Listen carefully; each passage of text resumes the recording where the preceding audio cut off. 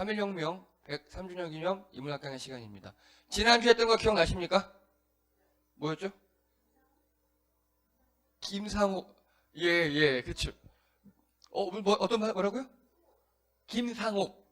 예, 경성 피스톨이었던 그 총싸움 잘하셨던 그분. 예. 감사합니다. 예, 잘 기억하시네요. 예. 잘 모르는 독립투사였죠. 그렇죠. 굉장히 유명하고 위대한 분인데, 윤봉길 의사, 안중근 의사의 버금가는 그런 분인데도 우리가 잘 몰랐어요. 자, 오늘은요, 자랑스러운 나라, 장애인 복지. 자, 여러분 어떠십니까? 우리나라가 장애인 복지가 잘 됐다고 생각하십니까? 자랑스럽습니까? 아니요. 잘 되고 있다고 생각하십니까? 예, 좋습니다.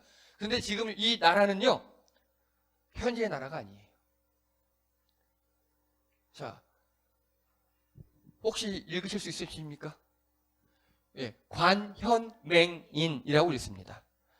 관현은요, 관악기, 현악기를 이야기하는 거예요. 관현악단. 영어로 하면, 예, 맹인이 뭐죠? 예, 시각장애자. 그래서 이거는요, 블라인드 오케스트라로 읽더라고요. 이게 뭐냐? 조선시대 내연에서 음악 반주를 담당했던 맹인 남성 음악인들을 이야기합니다. 조선시대에는요, 남녀 차별이 굉장히 심했잖아요. 유별했잖아요. 근데 왕과 신하들은 대부분 남자였잖아요. 100%. 그들은 음악을 즐겨요. 근데 여자들, 뭐 대왕 대비 마마, 그리고 또 궁중전 이런 분들이 음악을 즐기고 싶은데 그들에게 남자 악공을 들릴 수가 없는 거예요. 자, 그래서 그들을 궁중에서 잠잘 수 있는 남자는 어떻게 했죠? 다 내시들밖에 없죠.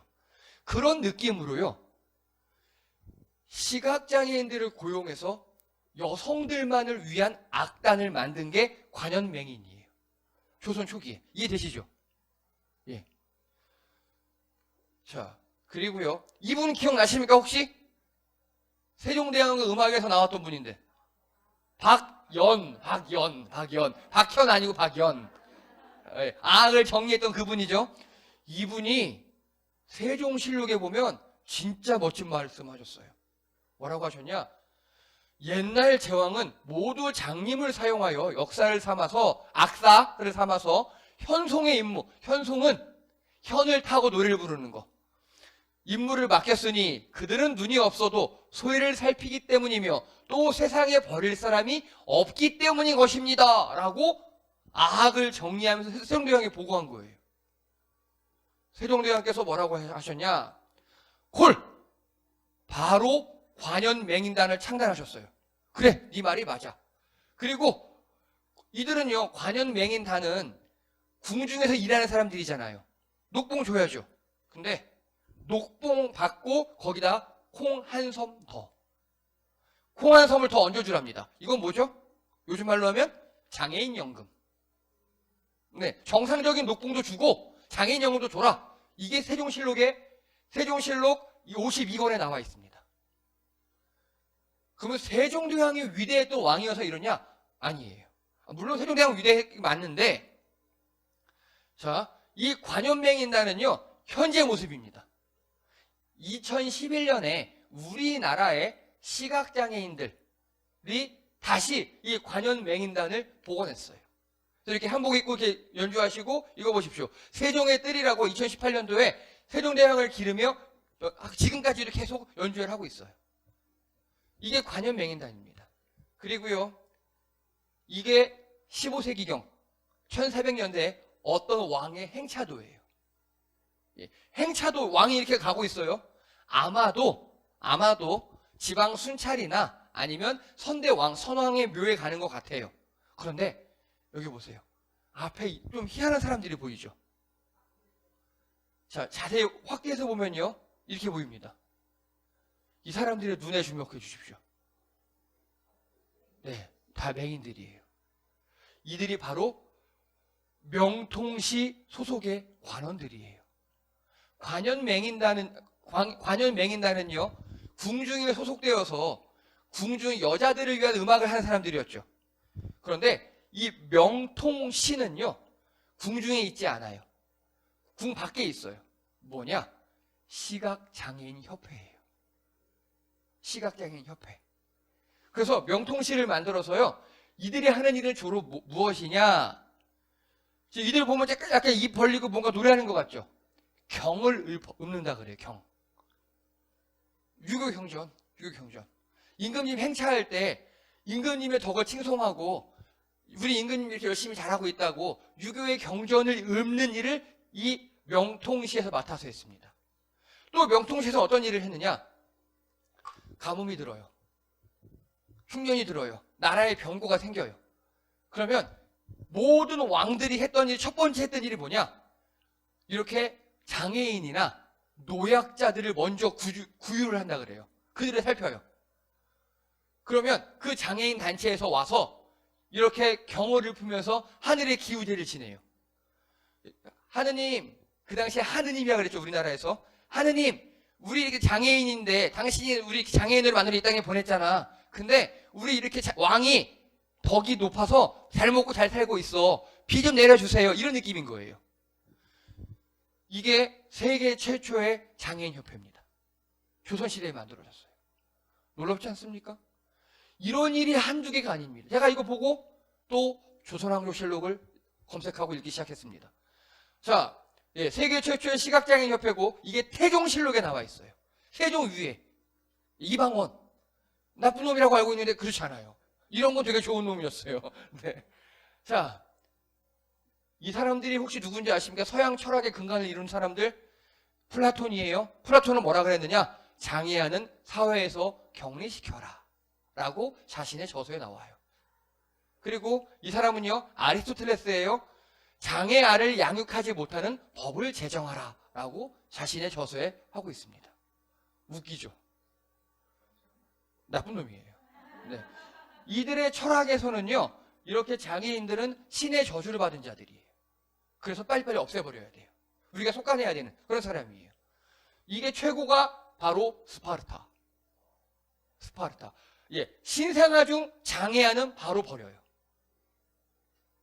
예, 이게 스파르타였어요. 이게 고대 서양이었어요.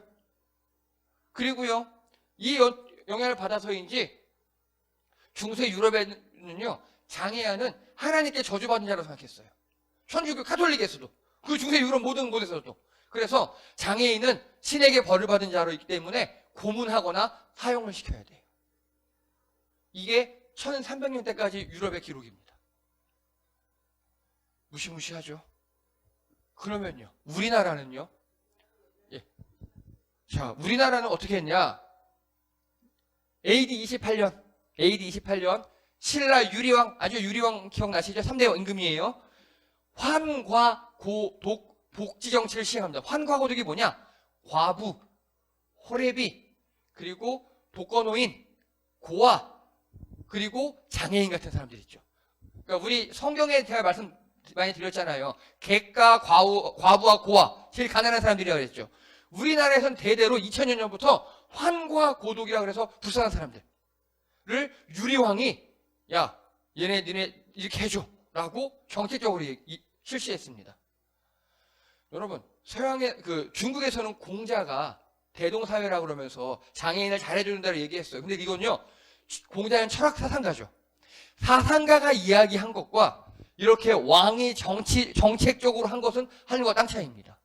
그리고요, 194년 고구려의 고국천왕이 진대법을 시행하면서 장애인을 구휼하기 시작합니다. 진대법이 뭔지 아십니까?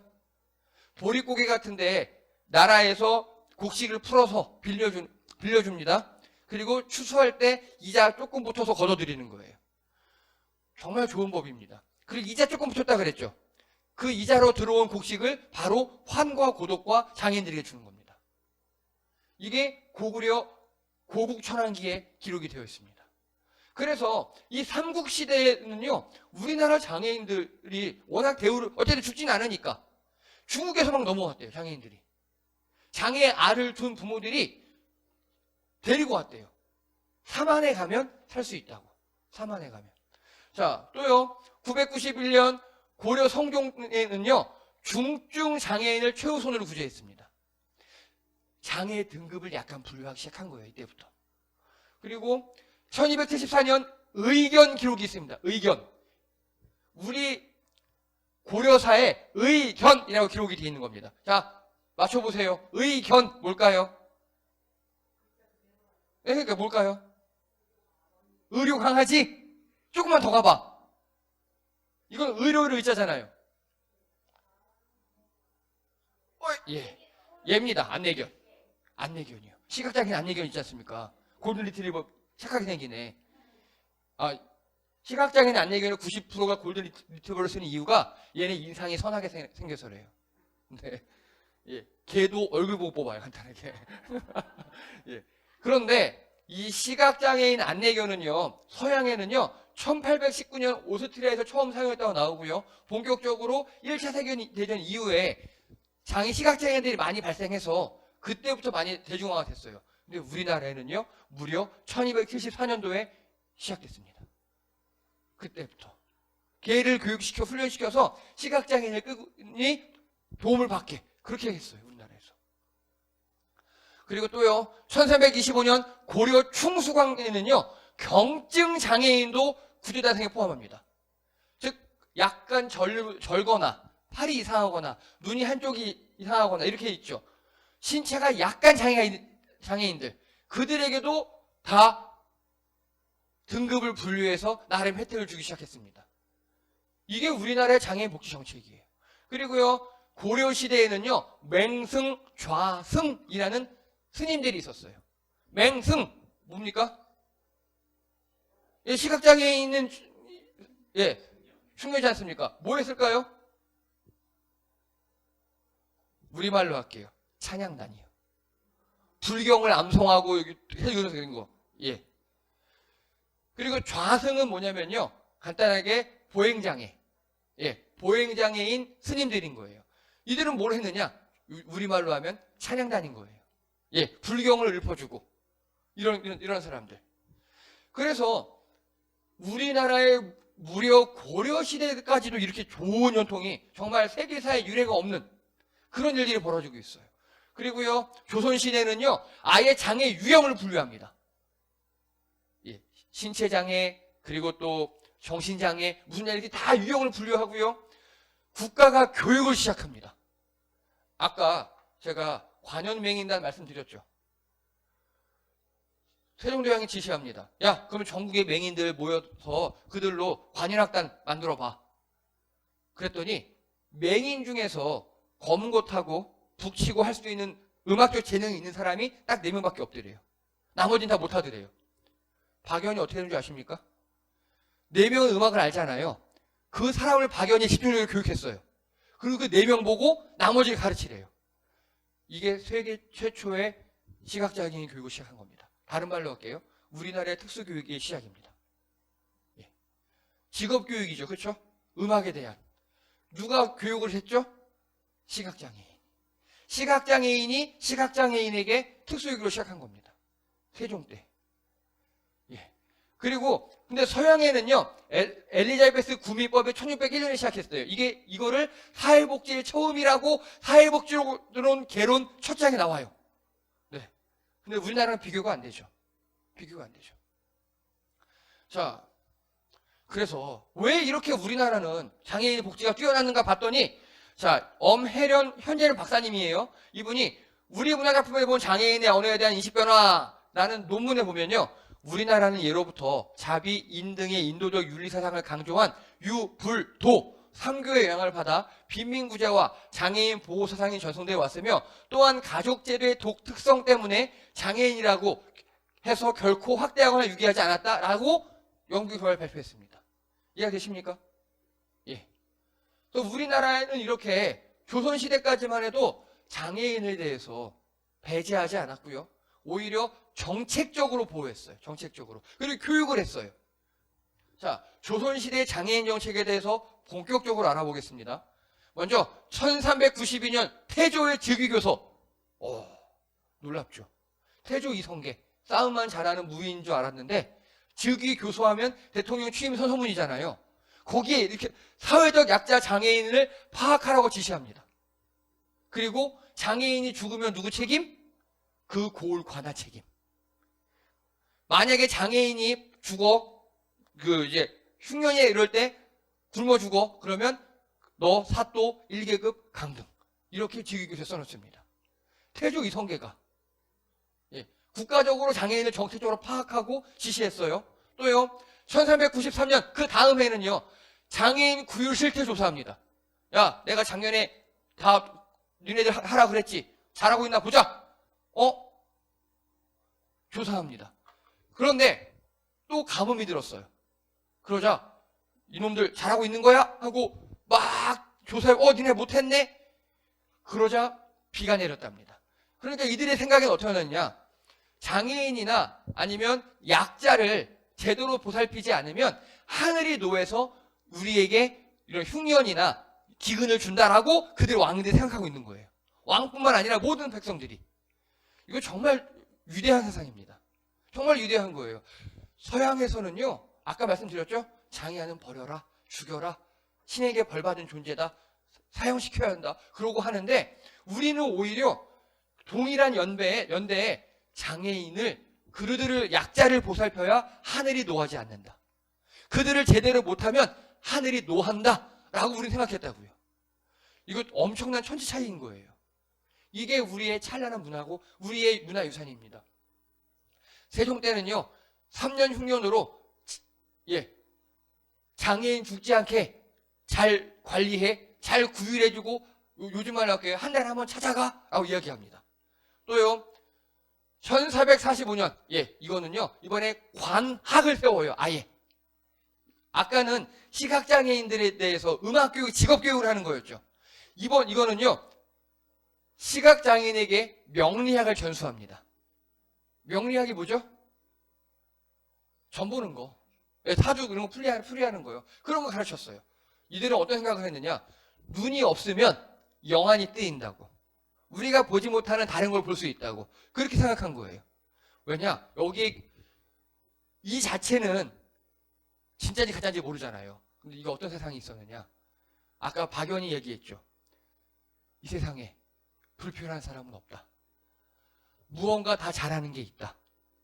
라는 사상에서 나온 거예요. 하느님께서 시각을 주지 않으셨으니까 다른 무언가를 주셨을 것이다. 그래서 그들에게 명리학을 전수합니다.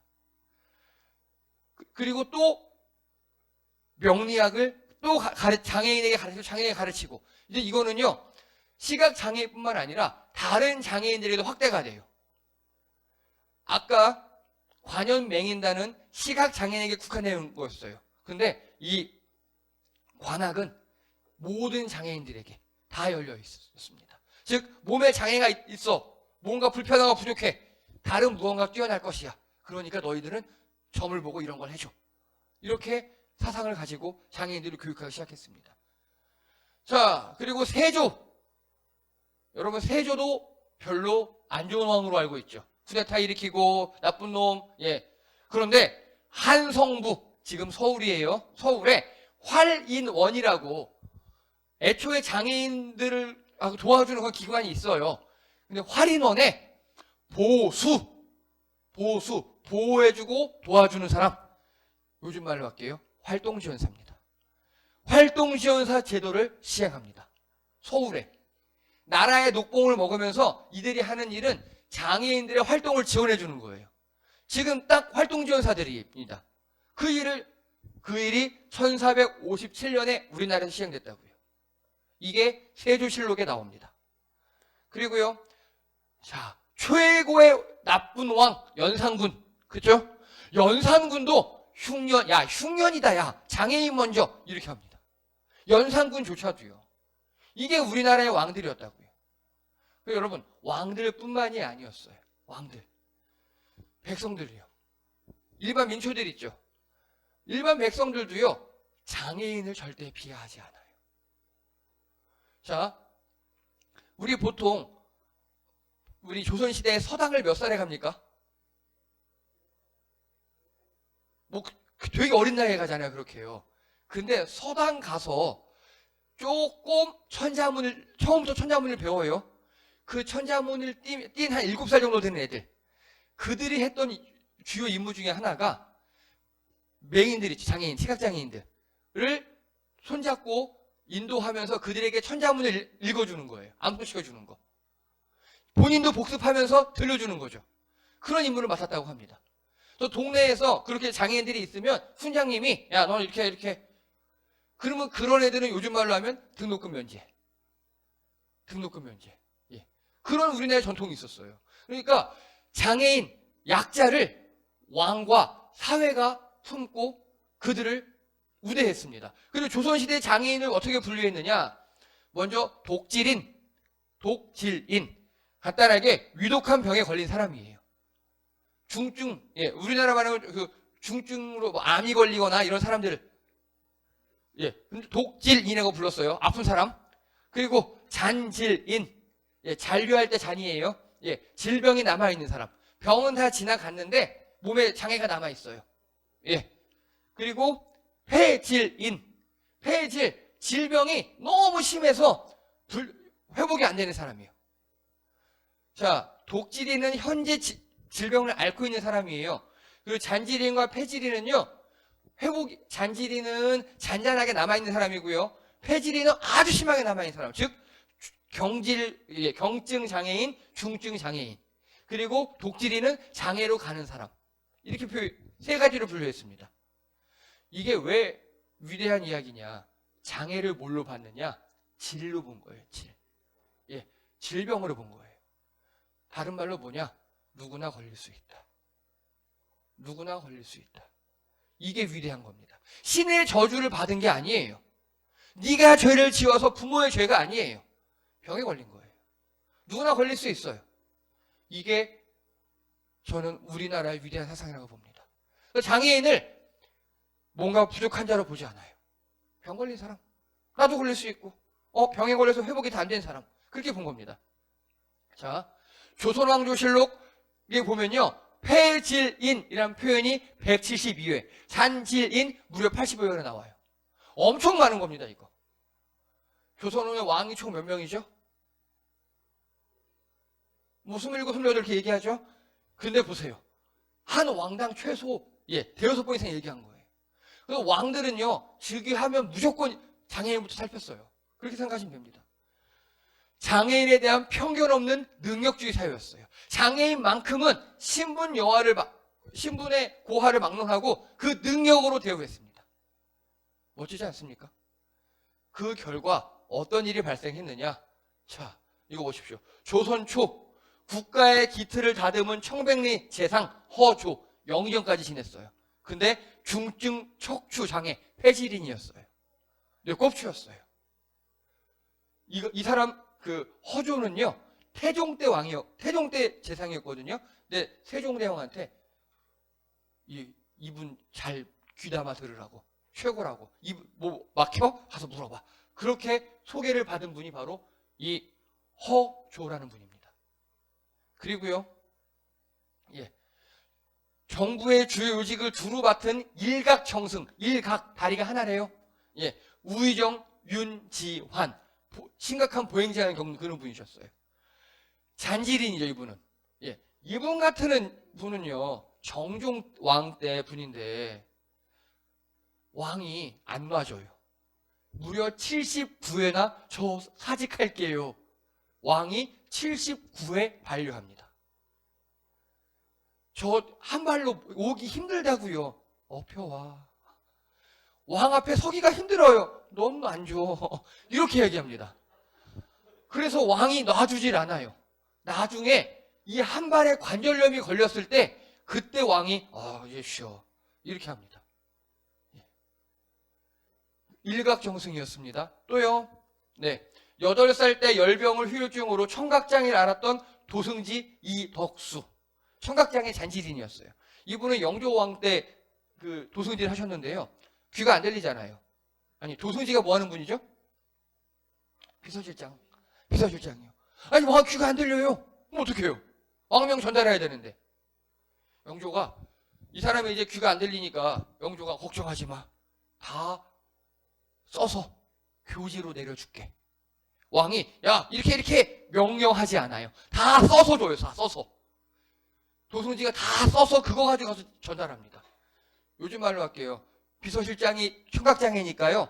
다 카톡으로 날려준 거예요. 이해가 되시죠?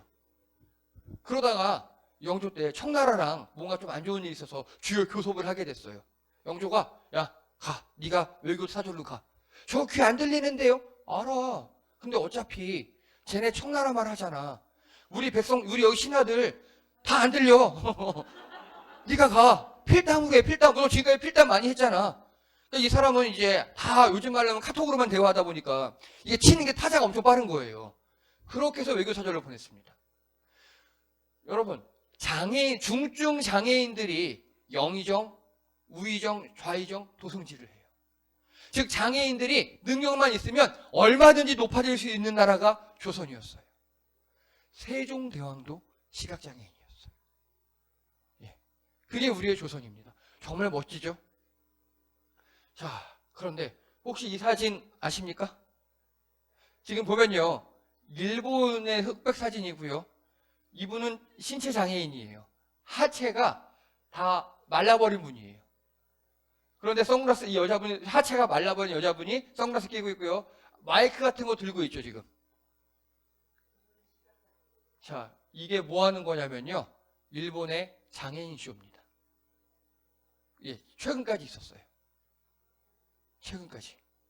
일본은 이렇게 장애인들을 쇼의 대상으로 삼았어요.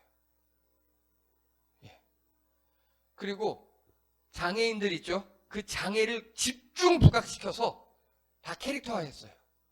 그리고 전국을 돌아다니면서 쇼를 합니다. 서커스를 합니다. 예.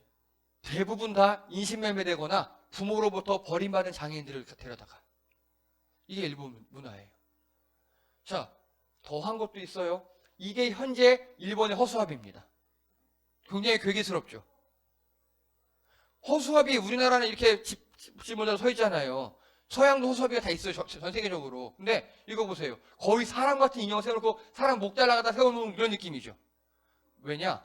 에도 시대라고 아십니까, 여러분? 에도 시대? 예. 한 1800년대 그 이전에 중국, 일본의 시대? 그 시대에서는요, 장애인들을 허수아비로 썼어요. 지체장애, 신체장애, 정신장애인 사람들을 데려다가 기둥에 묶어놨어요. 허수아비로. 예. 에도 시대에는 장애인들을 허수아비로. 이게 일본의 장애인입니다. 일본은 생명을 굉장히 경시 여기는 풍조가 있죠. 그러다 보니까 장애인들은 쓸모없는 사람이에요. 그리고 심지어 어떤 기록에는요, 그 사무라이가 되기 위해서 사람을 죽여야 된대요. 칼을, 지금까지 검도로 배운 칼을 실전에 써서 사람을 실제로 죽여봐야 된대요. 그 대상을 장애인으로 하게 했답니다. 그게 일본의 문화예요. 이 일본의 문화들이, 그리고 또 현재 보면요, 일본은 1948년에 우생보호법이 제정됩니다. 이게 무려 1999년, 6년까지 지속됐어요. 이게 뭐냐? 장애인들을 나라가 강제로 불임수술했어요. 여러분, 제가 정말 싫어하는 것 중에 하나가 혈액형 갖고 성격 파악하는 거 있죠. 전 세계에 우리나라 일본밖에 없어요. 일본에서 우생학이라는 게 유행했어요. 우생학이 뭐냐? 태어날 때부터 우등한 사람과 열등한 사람이 있다는 거예요. 그 열등의 최고가 장애인이에요.